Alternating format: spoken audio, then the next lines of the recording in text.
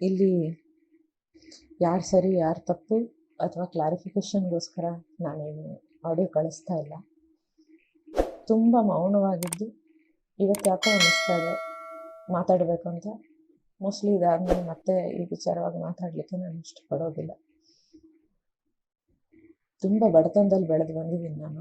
ನೀವೆಲ್ಲ ನೋಡಿದ್ದೀರಿ ನಾನು ಆದರ್ಶಕ್ಕೆ ಬಂದಾಗ ಇನ್ನೂ ಸಾಧನೆ ಮಾಡಬೇಕಂತಿತ್ತು ಲೈಫಲ್ಲಿ ಅಷ್ಟೇ. ಆದರೆ ಅದಕ್ಕೆ ಕಷ್ಟದಲ್ಲಿದ್ದವ್ರ ಕಷ್ಟನೂ ನನಗೆ ಅರ್ಥ ಆಗಿದೆ, ಅರ್ಥ ಮಾಡ್ಕೊಳ್ಳೋಕೆ ಪ್ರಯತ್ನ ಪಟ್ಟಿದ್ದೀನಿ. ಆದರ್ಶದಲ್ಲಿ ಓದುವಾಗ ಯಾವ ಅಟ್ರಾಕ್ಷನ್ನು ಯಾವುದಕ್ಕೂ ಯಾರ ಜೊತೆಲೂ ನನಗಿರಲಿಲ್ಲ. ನಾನು ಕೇವಲ ಅಲ್ಲಿ ಸಿಂಗರ್ ಆಗಬೇಕಂತ ಬಂದಿದ್ದು, ಅಷ್ಟಕ್ಕೆ ಮಾತ್ರ ಇದ್ದಿದ್ದು. ಎಲ್ಲರ ಜೊತೆಗೆ ನಾನು ಚೆನ್ನಾಗಿ ಮಾತಾಡ್ಕೊಂಡಿದ್ದೆ ಬಿಟ್ರೆ ನನಗೆ ಯಾವ ರೀತಿ ಅಟ್ರಾಕ್ಷನ್ ಯಾರ ಮೇಲಾಗಲಿ ಅಥವಾ ಯಾರಿಗೆ ನನ್ನ ಮೇಲಾದರೂ ಇದ್ರೂ ಅದನ್ನು ನಾನು ರಿಸೀವ್ ಮಾಡ್ಕೊಂಡಿಲ್ಲ ಎಂದು.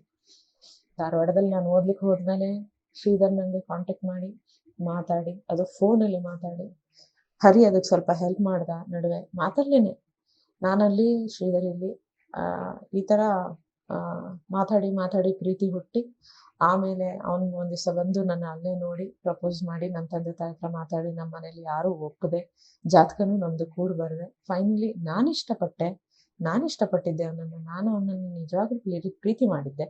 ಹಾಗಾಗಿ ಮದುವೆ ಆಯಿತು. ಇಬ್ಬರು ನಮ್ಮ ಹಿರಿಯರೆಲ್ಲ ಸೇರಿ ಮದುವೆ ಮಾಡಿದರು. ಉಮಾನು ಇದ್ಲು ಅಲ್ಲಿ, ನರಸಿಂಹ ಇದ್ದ, ಆಮೇಲೆ ಇವರು ಬಾಲಾಜಿ ಇದ್ದರು, ಅವರ ಅಮ್ಮ ಎಲ್ಲ ಇದ್ದರು.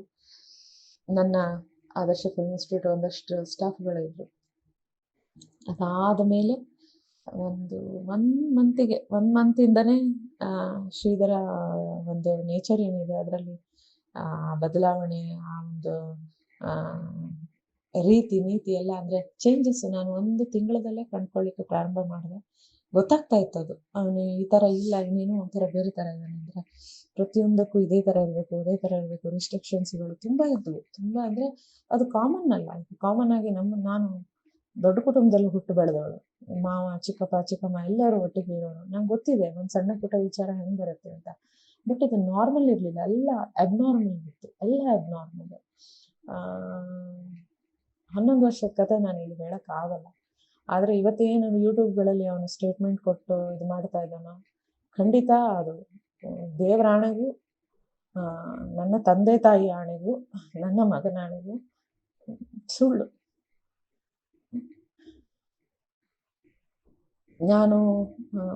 ಅವನು ನಿಜವಾಗ್ಲೂ ನನ್ನ ಪ್ರೀತಿ ಮಾಡಿದ ಅಂದ್ಕೊಂಡೆ.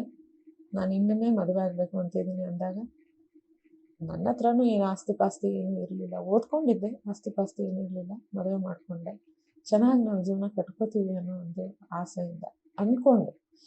ಅವನಾಗೇ ಬಂದು ಅವನಾಗೇ ಇದೆಲ್ಲ ಇಟ್ಟಕ್ಕೆ. ಆಮೇಲೆ ಕೊನೆಗೆ ಅವನು ನನಗೆ ಹೇಳ್ದ ಒಂದಿನ, ನಿನ್ಮೇಲೆ ನನಗೆ ಯಾವುದೇ ಪ್ರೀತಿ ಇಲ್ಲ, ಮದುವೆ ಮಾಡ್ಕೋಬೇಕಿತ್ತು, ಬಂದೆ ನಿನ್ನ ಕೇಳಿದೆ, ನೀನೇನು ಕಕ್ಕ ತಿಂತ ಇದೆಯಾ, ನೀನು ಮಾಡ್ಕೊಂಡೆ ಅಲ್ವಾ ಅಂತ ಹೇಳಿ.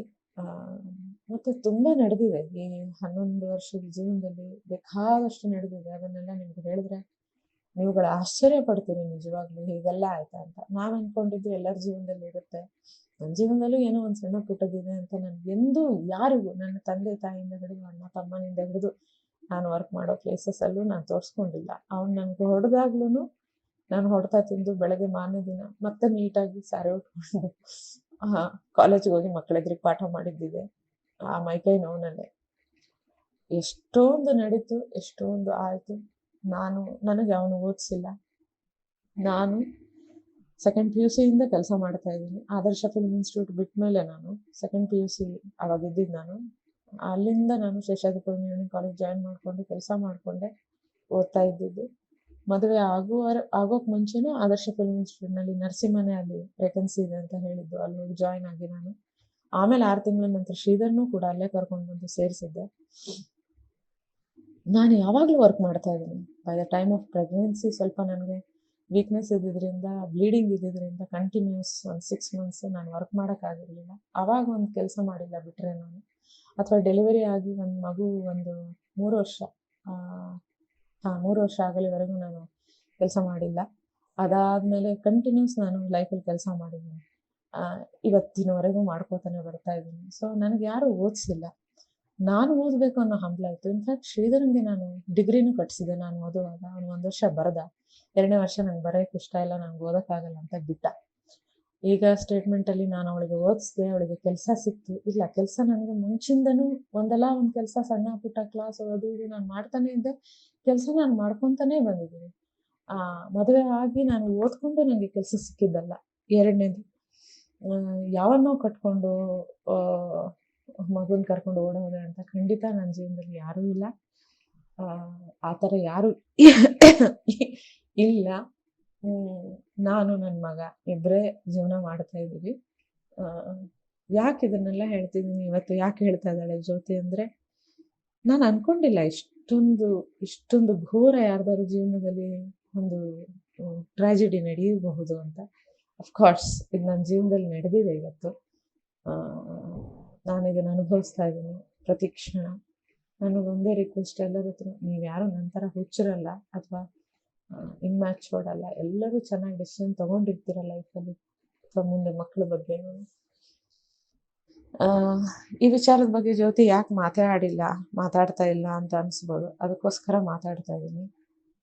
ನಾನು ಅವನ ಕ್ಯಾರೆಕ್ಟರ್ ಮೇಲೂ ಯಾವತ್ತೂ ಸಂಶಯ ಪಟ್ಟಿಲ್ಲ. ನಮ್ಮ ತಾಯಿ ಹೇಳೋದು ಒಂದೆರಡು ಸರ್ತಿ, ಯಾವ ಗಂಡಸು ಹೀಗೆ ಮನೇಲಿ ಕಿತ್ತಾಡಲ್ಲ, ಜಗಳಾಡಲ್ಲ. ಯಾಕಂದರೆ ಯಾವಾಗಾದರೂ ಅವ್ರು ಬಂದಾಗ ನೋಡೋರು ನಮ್ಮಿಬ್ಬರೂ.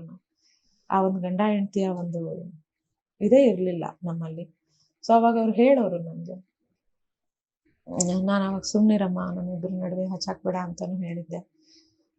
ನಾನು ಇವತ್ತಿನವರೆಗೂ ನಂಬಿದ್ದೆ ಅವನ ಕ್ಯಾರೆಕ್ಟರ್ ವಿಚಾರಕ್ಕೆ. ಬಟ್ ಇಲ್ಲ, ಅವನಿಗೆ ಬೇರೆ ಯಾವುದು ಬ್ಯಾಡ್ ಹ್ಯಾಬಿಟ್ಸ್ ಇಲ್ಲ. ಆದರೆ ಈ ಹ್ಯಾಬಿಟ್ ಅದು ಯಾವಾಗಿಂದ ತಂದ್ಕೊಂಡೋ ಗೊತ್ತಿಲ್ಲ ನನಗೆ. ನಮ್ಮ ನಡುವೆ ತುಂಬ ವರ್ಷಗಳಿಂದ ಯಾವುದೇ ಸಂಬಂಧ ಇರಲಿಲ್ಲ ಅಂತ ಇಲ್ಲಿ ನಾನು ಹೇಳಬೇಕಾಗುತ್ತೆ ಈ ವಿಚಾರ. ಅವನಿಗೆ HIV ಇಂಡ್ಯೂಸ್ಡ್ ಲಿಂಫೋಮಾ ಅಂತ ಬಂದಿದೆ, ಮತ್ತು ಕಪೋಸಿ ಸರ್ಕೋಮಾ ಅನ್ನೋ ಕ್ಯಾನ್ಸರ್ ಅಟ್ಯಾಕ್ ಆಗಿದೆ. HIV induced lymphoma, it's because of multiple partners ಜೊತೆಲಿ ಸೆಕ್ಷುವಲ್ ರಿಲೇಷನ್ಶಿಪ್ ಇಟ್ಕೊಂಡಾಗ ಬರುವಂಥದ್ದು. ನಾನು ತುಂಬ ಡಾಕ್ಟರ್ಸ್ ಹತ್ರ ತೋರಿಸಿದೆ. ನನಗೆ ಈ ರಿಪೋರ್ಟು 1-2 ತಿಂಗಳ ಹಿಂದೆನೇ ಸಿಕ್ಕಿದೆ. ಅಂದರೆ ಯಾವಾಗಿದು ಬಂತು ಆವಾಗಲೇ ಸಿಕ್ಕಿದೆ ನನಗೆ ರಿಪೋರ್ಟ್. ಬಟ್ ನನಗೆ ಗೊತ್ತಿದ್ರು ಡಾಕ್ಟರ್ಸ್ ಎಲ್ಲ ತೋರಿಸಿ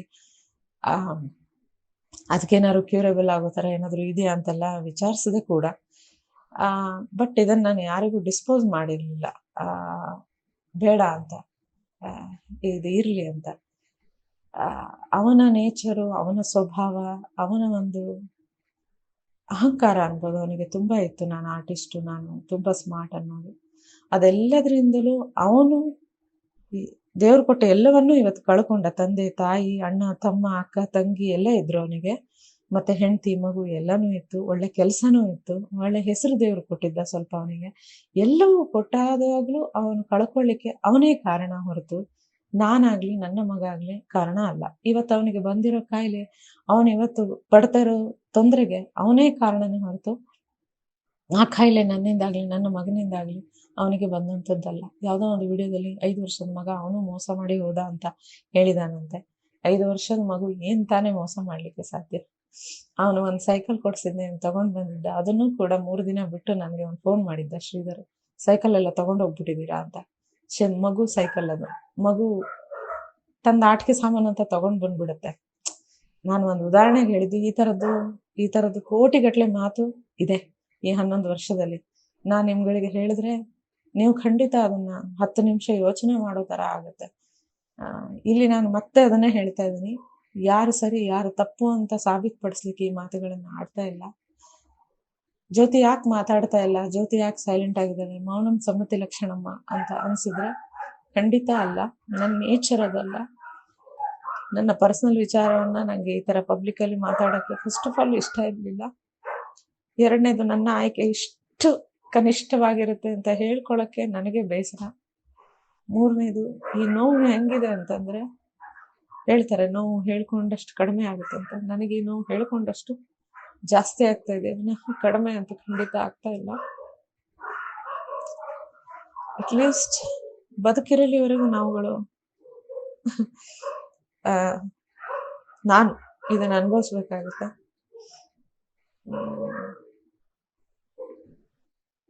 ಏನು ಹೇಳಿ, ಸರಿ ಇಷ್ಟು ಹೇಳಬೇಕಿತ್ತು, ಹೇಳಿದ್ದೀನಿ. ನಿಮ್ಮ ಹತ್ರ ಹೇಳಬೇಕು ಅನ್ನಿಸ್ತು ನಿಮಗೆಲ್ಲ ಇವತ್ತು ಹೇಳ್ತಾ ಇದ್ದೀನಿ.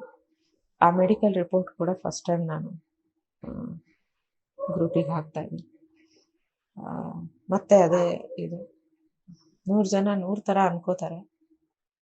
ಅನ್ಕೊಳ್ಳೋರಿಗೆಲ್ಲ ನಾನು ಏನು ಹೇಳೋಕ್ಕಾಗಲ್ಲ.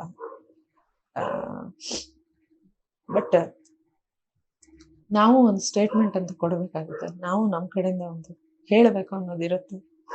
ಅದಕ್ಕೆ ಇವತ್ತು ಹೇಳ್ತಾ ಇದ್ದೀನಿ. ಇಡೀ 11 ವರ್ಷ ಜೀವನದಲ್ಲಿ ಮೋಸ್ಟ್ಲಿ ಶ್ರೀಧರ್ ಹತ್ರ 2 ಸರ್ತಿ ಸೀರೆ ಕೇಳಿದ್ದೀನಿ. ಅದು ಕಾಮನ್ ಸೀರೆ, ರೇಷ್ಮೆ ಸೀರೆ ಅಲ್ಲ. ಒಂದು 4 ಸರ್ತಿ ಹೂವಿನ ಮಾಲೆ ಕೇಳಿರ್ಬೋದು. ಅದನ್ನು ಬಿಟ್ಟು ನಾನು ಅವನಿಗೆಂದೂ ನನಗೆ ತಿನ್ನಕ್ಕೆ ಒಂದು ಐಸ್ ಕ್ರೀಮ್ ಕೂಡ ತಂದುಕೊಡು ಅಂತ ಕೇಳಲಿಲ್ಲ. ನಾನು ಅವನಿಂದ ಆ ಥರದ್ದೇನು ಎಕ್ಸ್ಪೆಕ್ಟೇ ಮಾಡಿಲ್ಲ. ನಾವಿಬ್ಬರು ಫ್ರೆಂಡ್ಲಿ ಒಂದು ಒಳ್ಳೆ ಜೀವನ ಕಟ್ಕೋತೀವಿ ಅನ್ನೋದಷ್ಟೇ ಎಕ್ಸ್ಪೆಕ್ಟೇಷನ್ ಇಟ್ಕೊಂಡೆ. ಬಟ್ ಇವತ್ತು ನಾನು ತಿಂದಿರೋ ಪೆಟ್ಟು ಹೇಗಿದೆ ಅಂತಂದರೆ, ಮೋಸ್ಟ್ಲಿ ನನ್ನ ಜಾಗದಲ್ಲಿ ಬೇರೆ ಯಾರಾದರೂ ಇದ್ದರೆ ಬೇರೆ ಏನಾದರೂ ಮಾಡ್ಕೊಂಡ್ಬಿಡ್ಬೋದಾಗಿತ್ತೇನೋ ಗೊತ್ತಿಲ್ಲ. ನಾನು ಎಷ್ಟು ಸ್ಟ್ರಾಂಗ್ ಇದ್ದೀನಿ ಅಂತ ಮುಂದೆ ನೋಡಬೇಕು. ಯಾಕಂದರೆ ಈಗಲೇ ನಾನು ಡಿಸೈಡ್ ಮಾಡಿ ಹೇಳೋಕ್ಕೂ ಆಗಲ್ಲ ಯಾರಿಗೂ. ಓಕೆ, ಲೇಟೆಸ್ಟ್ ಹಾಗೂ ಇಂಟ್ರೆಸ್ಟಿಂಗ್ ಸುದ್ದಿಗಳಿಗಾಗಿ ಬಾಸ್ ಟಿವಿ ಕನ್ನಡ ಚಾನೆಲ್ನ ಸಬ್ಸ್ಕ್ರೈಬ್ ಮಾಡಿ. ಹಾಗೆಯೇ ಬೆಲ್ ಐಕಾನ್ ಪ್ರೆಸ್ ಮಾಡಿ. ಇದರ ಜೊತೆಗೆ ಫೇಸ್ಬುಕ್, ಇನ್ಸ್ಟಾಗ್ರಾಮ್, ಎಕ್ಸ್ನಲ್ಲೂ ಮಿಸ್ ಮಾಡದೆ ಫಾಲೋ ಮಾಡಿ.